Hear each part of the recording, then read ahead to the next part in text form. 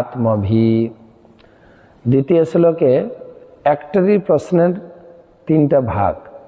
এখানে বলছেন অধিযোগ্য কে, অধিযোগ্য কোথায় অবস্থান করে, দেহের কোথায় অবস্থান করে, এবং মৃত্যুর সময় যারা জিতেন্দ্রিয় ব্যক্তি, আধ্যাত্মিক ব্যক্তি, তারা সে অধিযোগ্যকে কি করে জানতে পারে মৃত্যুর সময়।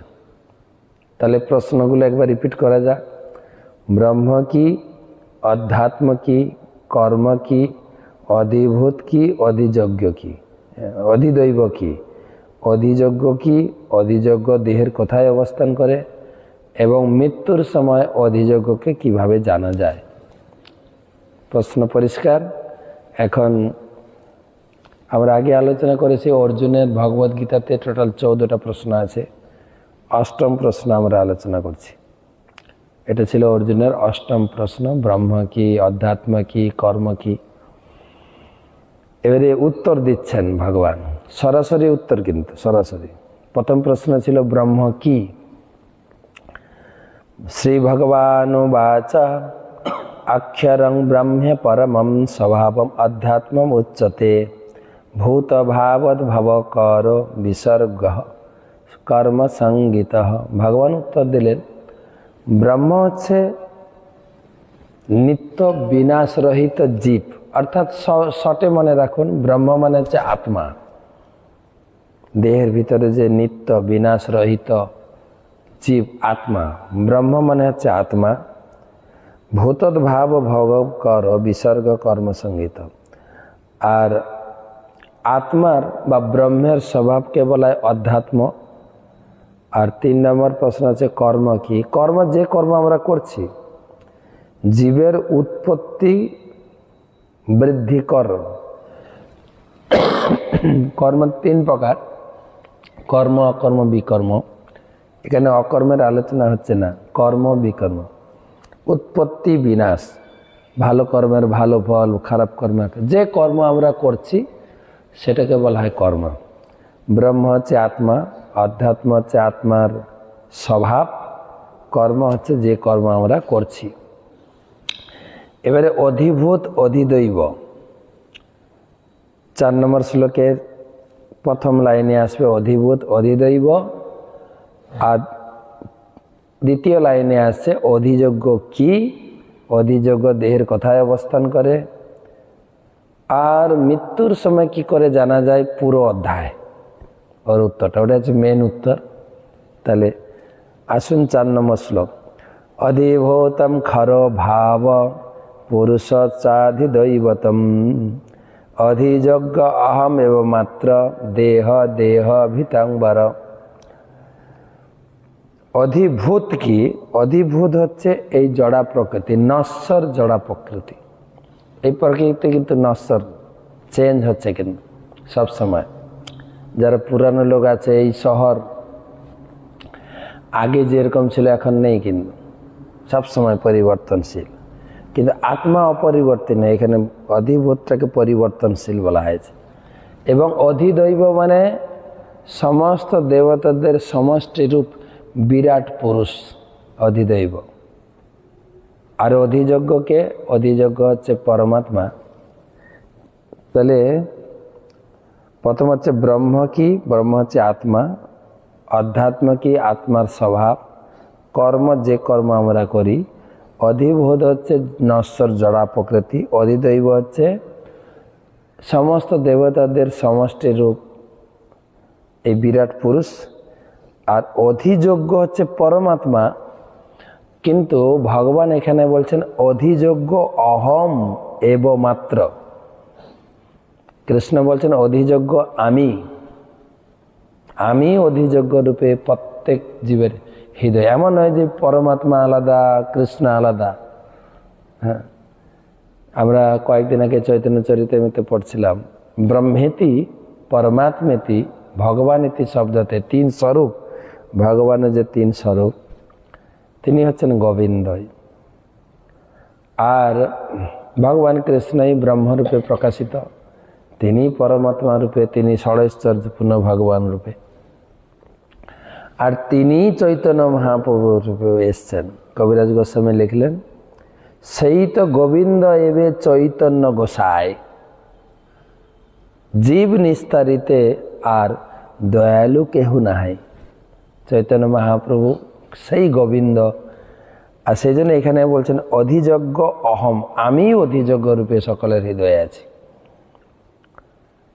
আর কোথায় আছি? দেহ দেহে ভিতর, দেহে, প্রত্যেক দেহে আছি। একটা প্রশ্ন কিন্তু বাকি থাকলো, কি মৃত্যুর সময় কি করে জানবো, সেটারই আলোচনা হবে এখন পুরো গীতা। ভগবান প্রথম সরাসরি উত্তর দিলেন, অন্তকালে চ মামেব স্মরণ মুক্তা কলেবরম যপ্রয়াতি সমদ্ভাবম জাতি নাস্তত্র সংশয়।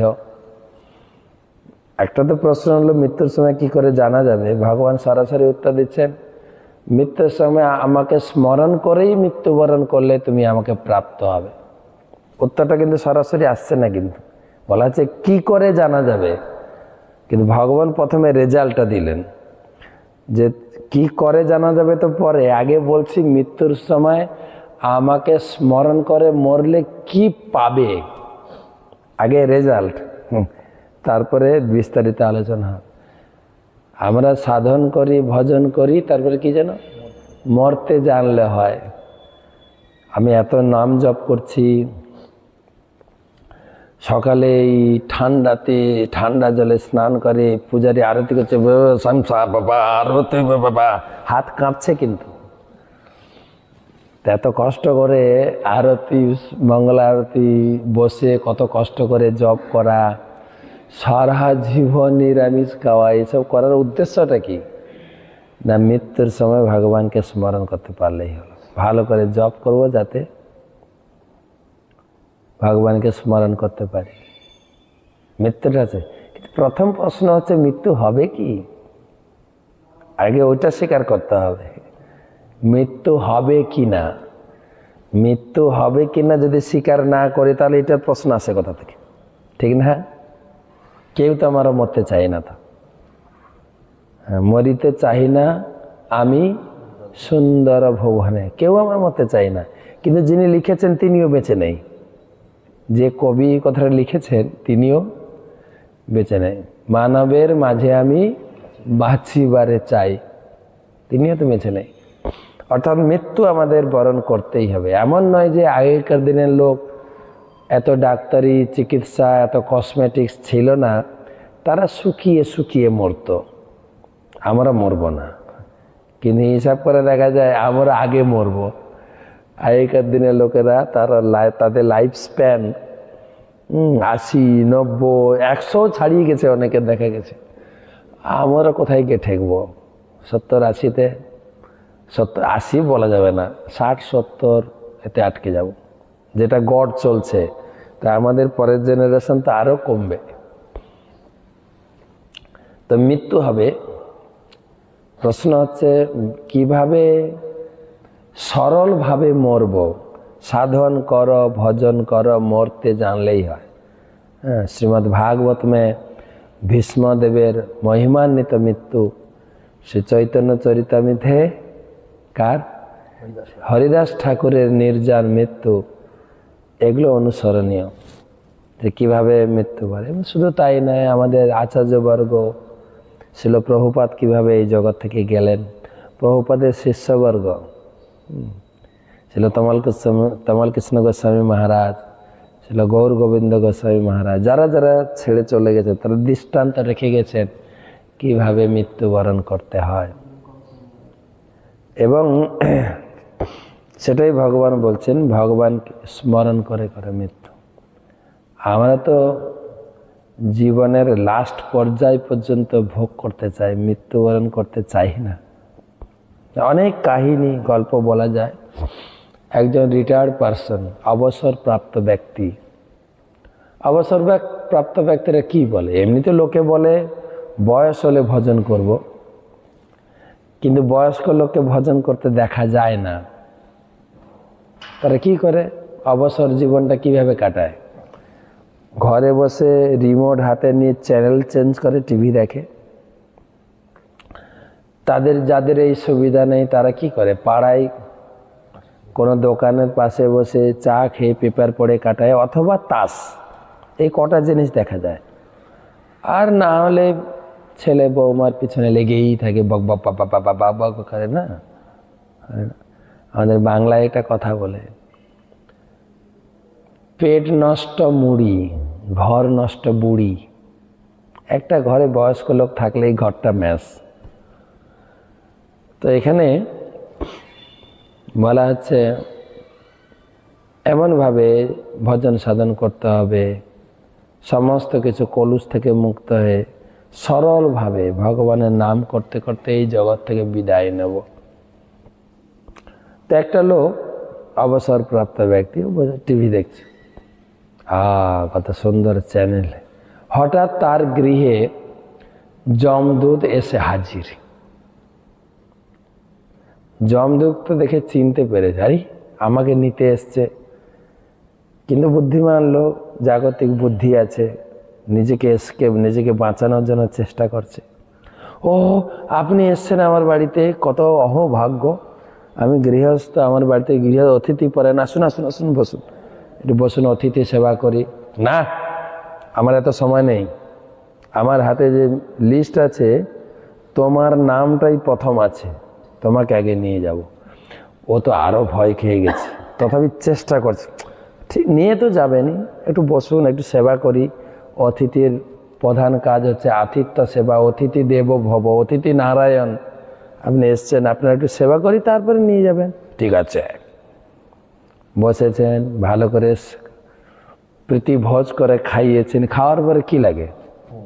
ঘুম। যমদূত ঘুমিয়ে পড়েছেন। ঘুমিয়ে পড়েছেন না, গভীর নিদ্রা, একদম নাক ডাকছেন করে, নাক ডাকছেন, ঘুমাচ্ছেন। আর এই চালাক লোকটি যখন গেছে, যমদূত ঘুমাচ্ছে, তার হাতে যে লিস্টটা ছিল, লিস্টটা বের করে নিয়ে উপরের নামটা রবার দিয়ে মুছে দিয়ে নিচে লাগিয়েছে। কমপক্ষে কিছুদিন তো বাঁচবো, এই লোকগুলো নিতে নিতে আমার কিছুদিন। তো তখন অনেকক্ষণ পরে ঘুম থেকে উঠেছে। ঘুম থেকে উঠে বলছেন যে, সত্যি তুমি আমার যা সেবা দিয়েছ, তো আমি খুব সন্তুষ্ট। তো তোমাকে কিছু বর দিতে চাই, তুমি কিছু বর চাও? বলছে, না, আপনার যে ইচ্ছা সেটাই বর দিই। তখন বলছেন, আমি চিন্তা করছি আমার হাতে যে লিস্ট আছে, তো অনেক বড় লিস্ট, তো অনেক সিরিয়াল আছে, তো তোমার নামটা প্রথম আছে। তো আমি ভাবছি আমি আর উপর থেকে গোনা শুরু করব না, নিচের থেকে গোনা শুরু করব।